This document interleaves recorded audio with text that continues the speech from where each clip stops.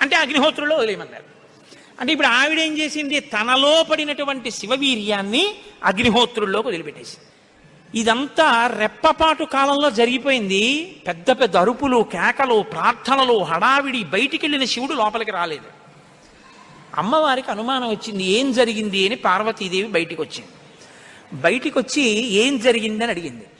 మేమందరం ఇలా ప్రార్థన చేశామమ్మా, మీ ఆయన తేజస్సు భూమిలోకి విడిచిపెట్టాడు, భూమి తట్టుకోలేక అగ్నిలోకి విడిచిపెట్టింది అంది.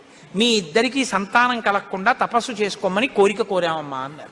ఆవిడంది, ఏ ఆడదైనా అమ్మ కావద్దంటే ఒప్పుకుంటుందండి. ఎర్రబడిన కళ్ళతో అమ్మవారంది, అక్కరలేని విషయంలో జోక్యం చేసుకున్నారు. మీరు చెప్పకూడని మాట చెప్పారు. నన్ను తల్లిని కావద్దు అని శాసించారు.